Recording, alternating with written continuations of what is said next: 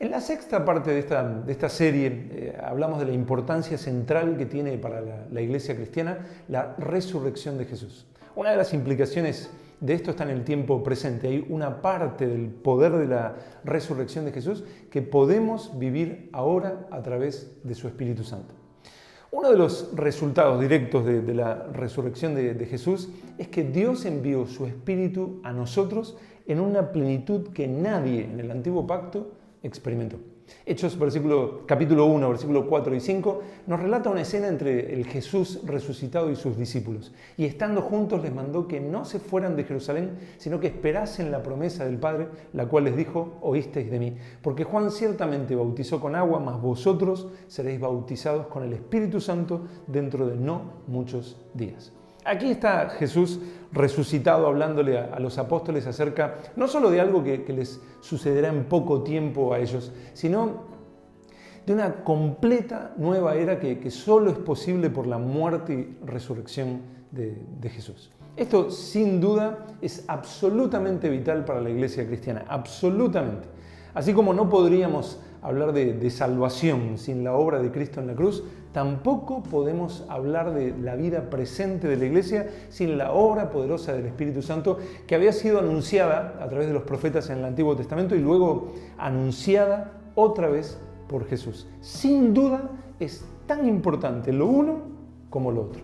Muchas profecías del Antiguo Testamento que anunciaban el nuevo pacto en Jesús incluían como un punto de vital importancia la amplia intensificación de la obra del Espíritu Santo en la era que vendría. Según Isaías 32:15, en esta nueva era el Espíritu Santo haría dar fruto a aquellos que de otra manera no podrían dar fruto jamás. Isaías 44, versículos 3 y 4, profetizaba que el Espíritu Santo sería derramado como aguas en el sequedal y ríos sobre la tierra árida. Jeremías 31, del 31 al 34, anunciaba que Dios haría un nuevo pacto en el que no solo perdonaría los pecados, sino que habría un cambio interno en sus hijos, poniendo su ley en sus mentes, escribiendo en sus corazones y haciendo que le conozcan íntimamente. Y algo similar afirmaba Dios en Ezequiel 11, versículos 19 y 20. Daré un corazón y un espíritu nuevo y quitaré el corazón de piedra para que anden en mis ordenanzas y guarden mis decretos y los cumplan y me sean por pueblo y yo a ellos por Dios. El profeta Ezequiel, también en el capítulo 36, versículos del 25 al 27, unía la era donde limpiaría con agua limpia los pecados y a su vez, dice Dios, pondré dentro de vosotros mi espíritu y haré que andéis en mis estatutos y guardéis mis preceptos y los pongáis por obra. Así Ezequiel 37, versículos del 1 al 14, reflejaba todo un valle de muertos que eran resucitados por el soplo del Espíritu de Dios. En Ezequiel 39, versículos 28 y 29, Dios termina la separación por el pecado y derrama su espíritu. Algo similar encontramos en Joel 2:27, donde anuncia la derrota final de la vergüenza del pecado y luego Dios afirma en los dos versículos siguientes: y después de esto derramaré mi espíritu sobre toda carne y profetizarán vuestros hijos y vuestras hijas, vuestros ancianos soñarán sueños y vuestros jóvenes verán visiones, y también sobre los siervos y sobre las siervas derramaré mi espíritu en aquellos días. El glorioso nuevo pacto trae tanto lo uno como lo otro, perdón de pecados y novedad de vida. No solo es el final de la condenación de los hijos de Dios, sino la incalculable buena nueva de que el Espíritu Santo sería enviado a operar de tal forma plena como nunca lo había hecho antes en el pueblo de Dios. Lo uno es tan importante como lo otro. Por eso, al estudiar los 4 relatos del Evangelio que tenemos en el Nuevo Testamento, vemos que pocos hechos o mensajes son repetidos por Mateo, Marcos, Lucas y Juan. Una historia o frase de Jesús tal vez es contada por Mateo y puede que Marcos también, o quizás la escribe Lucas y a su vez Mateo, pero muy poco es repetido en los 4 evangelios. Y una de estas pocas repeticiones se produce con una frase de Juan el Bautista. Él se ve aún indigno de ser el siervo que desata la correa del calzado de Jesús. Si acaso un judío llegaba a ser esclavo, su amo, por no degradarlo hasta el punto más bajo, nunca le pedía que haga esa tarea, era lo más denigrante. Sin embargo, como explica Darrell Bock, Juan el Bautista se ve tan bajo comparado con Jesús que sabía que no es ni digno de hacer esa tarea para semejante persona. ¿Por qué? Él mismo lo explica. Yo la verdad os he bautizado con agua, pero Él os bautizará con Espíritu Santo. Juan el Bautista sabía esto por dos razones. Primero, como ya vimos, las profecías afirmaban que el nuevo pacto en el Mesías incluía una nueva era donde el Espíritu Santo vendría a operar de forma más plena, más poderosa y más extensa. Esta era una marca distintiva del Mesías. Segundo, porque según Juan 1:33, Dios mismo se lo había dicho. Las profecías acerca de la venida plena del Espíritu Santo serían cumplidas a través de Jesús. Luego Jesús en su ministerio no solo experimentó anticipadamente esta obra plena del Espíritu Santo, sino que Él mismo confirmó que vendría. En Juan 7:38 afirma: el que cree en mí, de su interior correrán ríos de agua viva. Algo muy similar a la promesa de Isaías 44, versículos 3 y 4. El versículo siguiente explica que aquí el Señor hablaba del Espíritu que habían de recibir los que creyesen en Él, pues aún no había venido el Espíritu Santo porque Jesús no había sido aún glorificado. Y luego, un día antes de ir a la cruz, Jesús hace un anuncio que perturba por completo a los discípulos. Les dice: me voy y a donde yo voy, vosotros no podéis ir. Por supuesto, los discípulos se conmocionan, pero Jesús les dice que no los dejará huérfanos, ya que vendrá otro en su lugar, el Espíritu Santo. El mismo Espíritu Santo que ya operaba durante el antiguo pacto y que estaba con ellos, pero ahora habría una diferencia absolutamente importante. Estará en vosotros. Los creyentes serían morada del Espíritu Santo y el Espíritu Santo haría una obra de guía en la verdad, en el creyente en Cristo, de forma interna. Jesús continuó desarrollando su discurso de despedida, pero claramente notó que sus discípulos habían quedado tristes por el hecho de que se iba, por lo que hace una afirmación que podía descolocar aún todavía más a los discípulos. Porque os he dicho estas cosas, tristeza ha llenado vuestro corazón, pero yo os digo la verdad, os conviene que yo me vaya. ¿Por qué? ¿Por qué Jesús les dice algo así?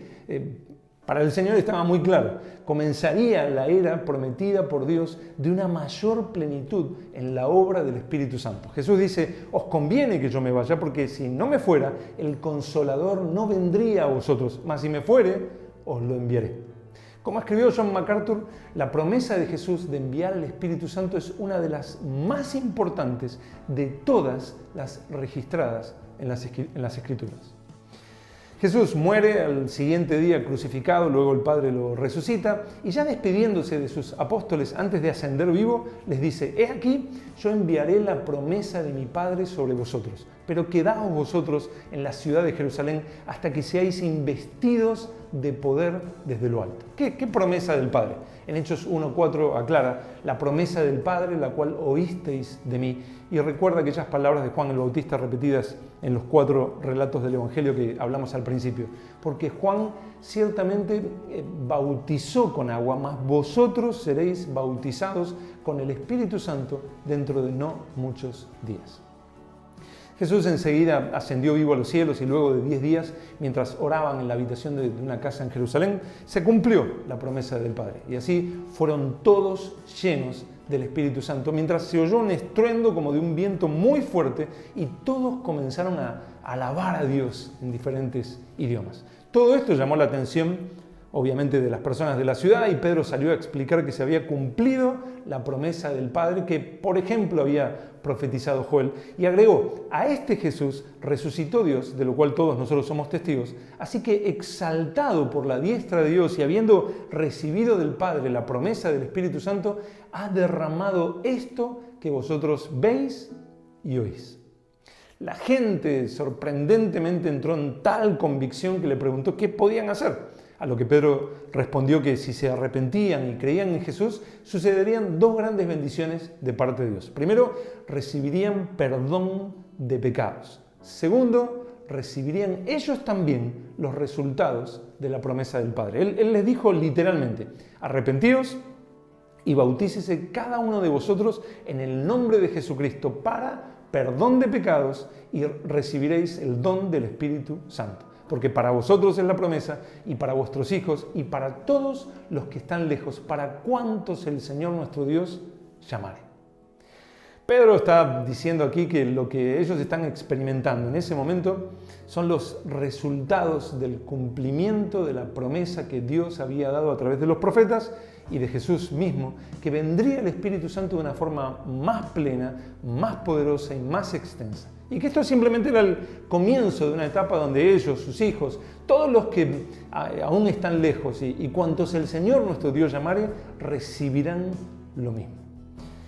Esto incluyó aún a los samaritanos, o sea que cuando Felipe les predica el Evangelio y Pedro y Juan les imponían las manos, recibían el Espíritu Santo. Claro, en ese momento Pedro ni se imaginaba que cuando él dijo que esto era para cuantos el Señor nuestro Dios llamare, nos incluía a nosotros los gentiles.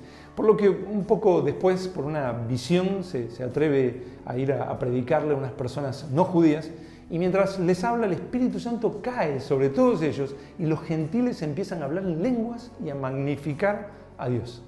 Cuando tiene que explicar a la iglesia de Jerusalén esto, dice: cuando comencé a hablar, cayó el Espíritu Santo sobre ellos como sobre nosotros al principio. Entonces me acordé de lo dicho por el Señor cuando dijo: Juan ciertamente bautizó en agua, mas vosotros seréis bautizados con el Espíritu Santo. Otra vez aparece este contraste entre el bautismo de Juan y el bautismo con el Espíritu Santo. Esa promesa ya se había cumplido y ahora la llenura del Espíritu Santo estaba a disposición para cada nuevo creyente, tanto judíos como gentiles. Por esto el apóstol Pablo viaja a Éfeso un tiempo después y dice Hechos 19, versículos 1 y 2, que hallando a ciertos discípulos les dijo: ¿recibisteis el Espíritu Santo cuando creísteis?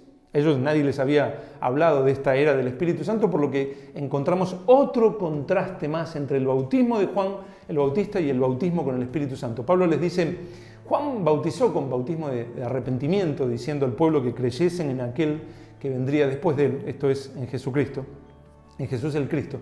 Cuando oyeron esto, fueron bautizados en el nombre del Señor Jesús. Y habiéndoles impuesto Pablo las manos, vino sobre ellos el Espíritu Santo y hablaban en lenguas y profetizaban. Como vemos clara y contundentemente, la promesa de una era de plenitud del Espíritu Santo no es un tema secundario. Junto con el perdón de pecados es un tema central del Evangelio.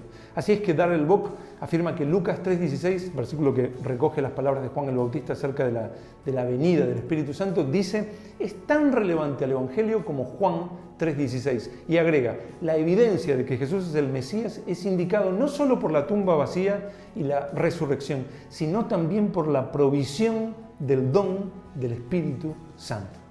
Por lo que podemos decir que ser cristocéntricos es imposible a menos que no solo hablemos de cada aspecto del perdón de pecados en la salvación en Cristo, sino también del Espíritu Santo y su poderosa obra en nosotros y a través nuestro, que recibimos gracias a la muerte y resurrección de Cristo.